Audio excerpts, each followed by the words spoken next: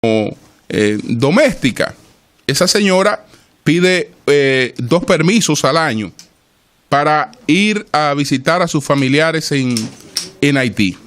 Bueno, cada vez que esta señora acumula 6 meses de sueldo y va a llevarle pues recursos a su familia en Haití, esta señora para regresar tiene que acogerse a las mafias que la traen y le cobran dinero porque ella puede ser en cualquier momento detenida en la calle, puede ocurrir cualquier cosa con esa señora. Bueno, esa señora hoy tiene una oportunidad. ¿Cuál es la oportunidad? Que cualquier persona que la conozca le pueda ayudar, si es que ella no toma la iniciativa particular de hacerlo. Esa señora puede acogerse de inmediato a un permiso provisional de residencia que hace que ya esa señora no tenga necesidad de pagarle a mafias para reintroducirse en el territorio dominicano, porque ella tiene un permiso provisional de residencia en la República Dominicana y lo único que tiene que pagar para volver a la República Dominicana después de visitar a sus familiares, lo único que ella tiene que pagar es el pasaje. Pero en esos transportes que vienen desde la frontera no es el pasaje, es el pasaje y el dinero de las mafias el que se recoge, y se usan toda suerte de vehículos. Se decía en principio, cuando se empezó a hablar de la historia de Quirino Ernesto Paulino Castillo, que él era chofer de ambulancia y que empezó a hacer recursos justamente transportando haitianos ilegales en la ambulancia, que así empezó a hacer recursos. Entonces, hay muchas personas, señores, que esta decisión puede sacarla de esa situación y llevarla a una situación de legalidad. Supongámonos que yo estoy en la posición radical, en la que digo, no, yo no quiero solamente un permiso de residencia para esa persona. Yo quiero que esa persona se le reconozca que es dominicana perfecto. Yo estoy en esa posición en que aspiro a eso. Pero debo tomar en cuenta que esa persona en estos momentos no tiene nada y que lo que se están cometiendo con esa persona son muchos abusos y que con esto se le coloca en el proceso de alcanzar lo otro. Entonces, vamos a aprovechar esta parte. Será importante que el país conozca todo el plan que se ha elaborado con estos fines, porque esa reunión de más de 3 horas con el presidente de la República del Consejo Nacional de Migración produjo muchas cosas, algunas cosas que se dieron a conocer y muchas otras que no se dieron a conocer, porque el propio presidente Danilo Medina no era partidario de anuncios, sino de hechos concretos, es decir, que se fueran dando a conocer en la medida en que los hechos se materializaban. Y a personas que tuvimos conocimiento de todo lo que se debatió allí, se nos pidió en términos públicos no manejar esas cosas. Yo tenía conocimiento de estas cuestiones, de lo que iba a ocurrir con los embajadores, que ocurrió, de una serie de cosas y de muchas otras cosas que van a ocurrir, pero que es preferible manejarla en la medida en que se vayan produciendo de manera concreta. Entonces, yo quiero hacer un llamado. El llamado, señores, independientemente de su posición, aprovechemos la parte beneficiosa para todo el mundo. Me recordaba, por ejemplo, y aquí estuvieron los líderes del CONEDO, el pastor Montalvo, el pastor Rafi Paz, que vinieron a exponer pues una posición consensuada de la comunidad evangélica, de rechazo a la sentencia, emitieron un documento, etcétera, etcétera, y expresaron su opinión. Y desde luego, ustedes conocen mi posición, yo sencillamente facilitamos que ellos expresaran su posición, porque a eso fue que ellos vinieron. Entonces, ¿qué ocurre? Pensando, por ejemplo, en ellos, tienen una gran oportunidad de ayudar a muchas personas, que incluso dentro de las cosas que se diseñaron, está un trabajo con las iglesias en ese sentido. Y las iglesias evangélicas pueden contribuir mucho a que la parte provechosa para todos sea una parte efectiva. ¿En qué sentido? ¿Por qué ellos tienen esa posición y yo la respeto? Incluso si fuera un pastor evangélico, tuviera la misma posición que ellos. ¿Por qué razón? Porque yo no puedo ser líder de una congregación en la que hay muchas personas que están padeciendo una situación y ser indiferente. Todos sabemos, sobre todo en los barrios pobres y en los bateyes, que las iglesias evangélicas están repletas de inmigrantes haitianos y de haitianos ilegales. Pero para ellos es lo que prima es la condición de seres humanos por encima de cualquier otra consideración. Eso es respetable. Entonces, como ente de esa congregación, como líder de esa congregación, si ocurre un acontecimiento como este, lo menos que yo puedo ser como líder es solidario con una parte de mi feligresía. Entonces, eso se entiende y se respeta. Pero yo creo que además de eso, ellos tienen una gran oportunidad. Vamos a ver en cada una de esas iglesias, sobre todo estoy hablando de sectores muy populosos, en cada una de esas iglesias, cuántas personas de la feligresía que concurren a esas iglesias están en situación de ilegalidad.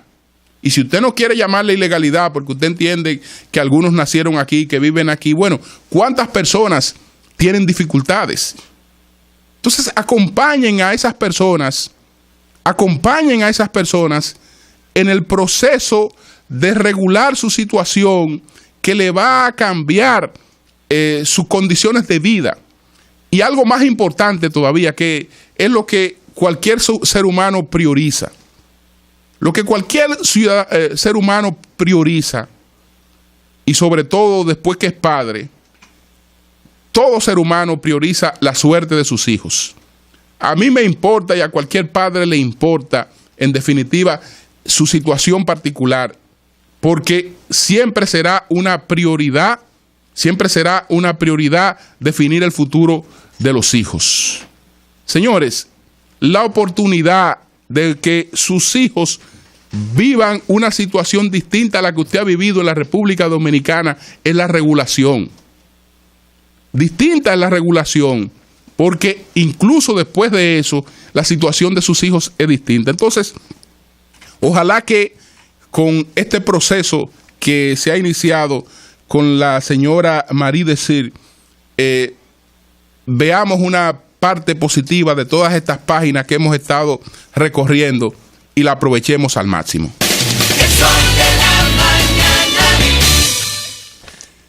A las 7:16, nuestro segundo comentario. En el día de ayer se produjo una rueda de prensa en la Corporación Dominicana de Empresas Eléctricas Estatales, que presentamos un resumen a través de Andrés Martínez, que fue a cubrir esa rueda de prensa para el Sol de la Mañana. Entonces, en esta rueda de prensa se leyó un documento en la que se produjo la entrega en un sobre lacrado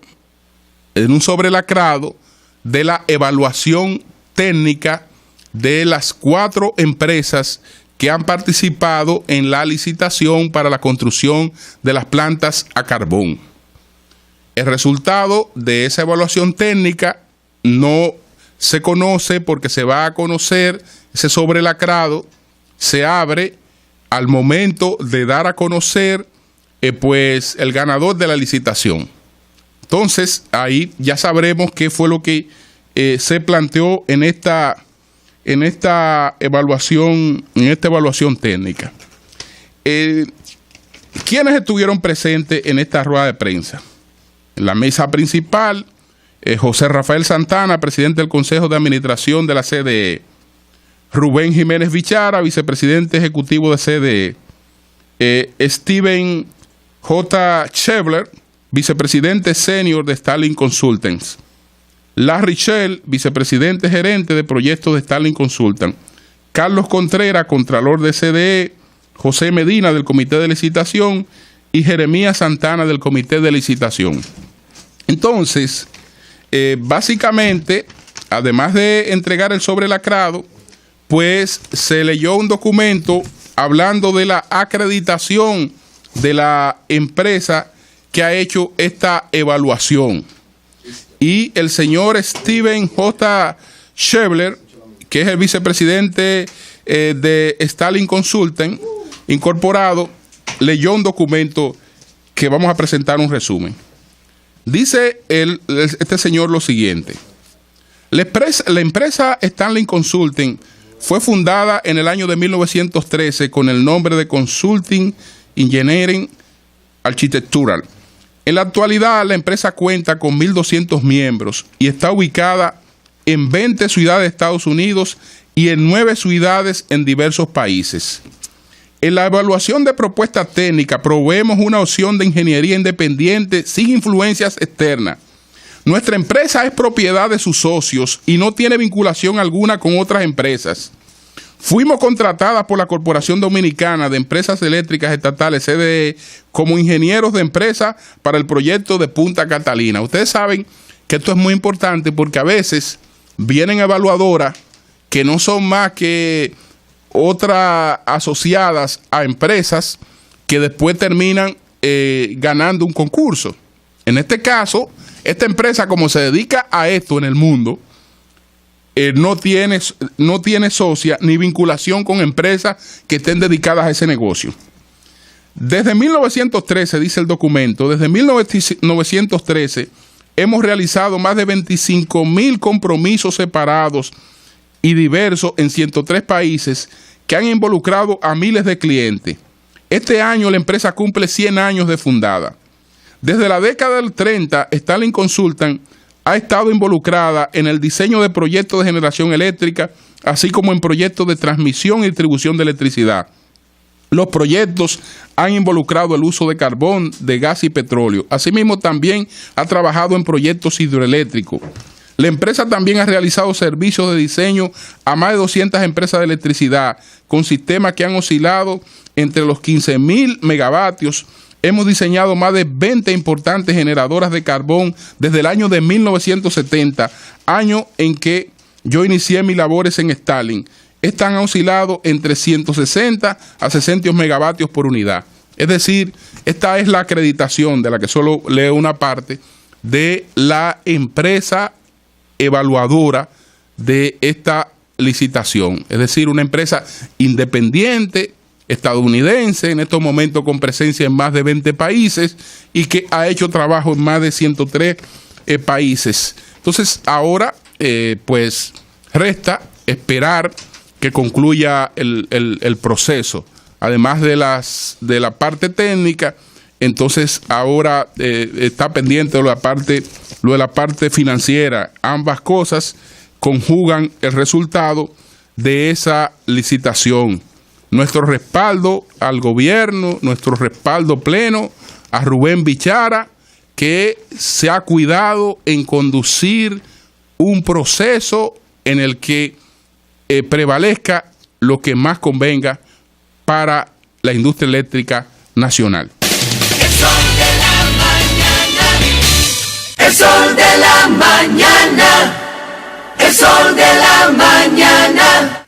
A las 7:22 minutos queremos tratar como tercer tema un gran debate que se está produciendo en estos momentos en México. Y ese debate consiste en un impuesto que se ha establecido, o que se pretende establecer para las bebidas gaseosas. ¿Qué ocurre? Que como México tiene uno de los más altos porcentajes de obesidad en el mundo, Jova Bernal, México tiene uno de los porcentajes de obesidad más altos del mundo. 37.2% de los mexicanos son obesos. Entonces, y esto conlleva que 1.2 del Producto Interno Bruto de México tenga que dedicarse a atenciones de salud para esa población obesa. Entonces, los políticos mexicanos han empezado a tomar medidas sobre esa temática. Es decir, no podemos ser indiferentes ante este hecho, porque es un hecho de salud, pero es un hecho también que está afectando seriamente la economía mexicana. Entonces, ellos entienden que un componente importante en la obesidad de los mexicanos son los refrescos, las llamadas bebidas gaseosas, los refrescos. ¿Y por qué entienden esto? Porque cada mexicano se ajusta al año un promedio de 163 litros de refresco. Ese es el promedio, 163 litros de refresco por año. 400,000 litros de refrescos por día. Entonces, en la Cámara, lo que es la Cámara de Diputados, en México, ha decidido pues colocar un impuesto a los refrescos. Y el debate está alrededor de ese impuesto a los refrescos.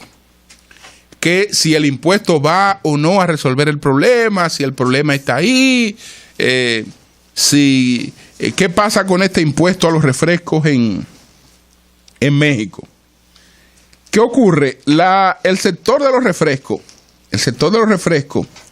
y el presidente de la asociación que agrupa a los productores de refrescos en México se llama Jorge Romo.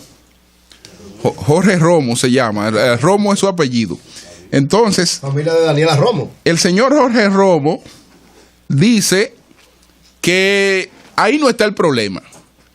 Porque dice que en las 3,000 calorías que ingieren los mexicanos, los refrescos representan apenas un 5%. Es decir, que no son el problema, que lo que habrá será mayor recaudación para el gobierno, pero que eso no tendrá un impacto en los problemas de salud, porque o la gente buscará otras opciones, o los refrescos se venden menos, o el gobierno recauda más, pero que esto no va a tener una repercusión inmediata en la salud de los mexicanos. Y entonces hay un ejemplo que los refresqueros mexicanos han traído al debate en México, que es el caso de Dinamarca. Dinamarca hace varios años adoptó una medida similar, colocar un impuesto a los refrescos. En México se está en estos momentos detrás de dos cosas, de los dulces y de las grasas, tratando de frenar el consumo de grasas, de cuestiones sintéticas. Están cuidando mucho, sobre todo, lo que tiene que ver con el desayuno escolar. Cuidando mucho esas cosas para tratar de prevenir todos estos problemas. Entonces, viene a colación el ejemplo de Dinamarca. ¿Por qué? Porque hace varios años que Dinamarca estableció un impuesto a los refrescos. Y sin embargo, Dinamarca ha tenido que eliminar el impuesto a los refrescos, porque lo que ocurrió que un 57% de los daneses buscaba la manera de cruzar a Alemania, por ejemplo, a comprar cervezas y refrescos, evadiendo el impuesto que se había establecido en Dinamarca, y después que hicieron las mediciones del lugar, no había tenido la incidencia que se esperaba en el aspecto de la salud. Sin embargo, detrás de cada historia de obesidad en México, los mexicanos entienden que está presente, que están presentes los refrescos. Y por eso el gobierno está de acuerdo con el impuesto. El impuesto se va a aprobar en la Cámara, de Representantes o en la Cámara Baja. El Senado probablemente anda en la misma onda. El presidente Peña Nieto anda en la misma onda. Hay una proyección en el 2017 del gasto directo en salud. Habrá que destinar 6.500 millones de dólares a los asuntos estos derivados de la obesidad, la diabetes tipo 2, varias enfermedades que se derivan de la obesidad, van a representar una inversión de 6.500 millones de dólares, justamente para tratar de revertir eso y de cambiar ese panorama. Entonces está este debate sobre si la fiebre está o no en los refrescos, si colocarle o no un impuesto a los refrescos. Entonces es un panorama, porque en el mundo de hoy todas estas cosas terminan influyendo. Todas estas cosas terminan influyendo. Y lo que es un debate en México, en cualquier momento es un debate en la República Dominicana. En Estados Unidos hay varios estados que han tomado medidas. Incluso ustedes saben que había en Nueva York. Nueva York había la intención de prohibir estos vasos grandes de gaseosas que la gente compra en los lugares de comida rápida. Entonces hay todo un debate por el problema constitucional en Estados Unidos, porque hay quienes entienden que nadie debe meterse en las cosas individuales de la gente. Es decir, que la dieta es un asunto privado y que cada quien debe decidir su dieta y que el gobierno no puede meterse en la dieta de la gente. Por eso el tema no ha avanzado más en Estados Unidos, aunque hay por lo menos 4 estados que ya han establecido regulaciones similares a la de México. Así es que está este debate en México de un impuesto a los refrescos para frenar la obesidad.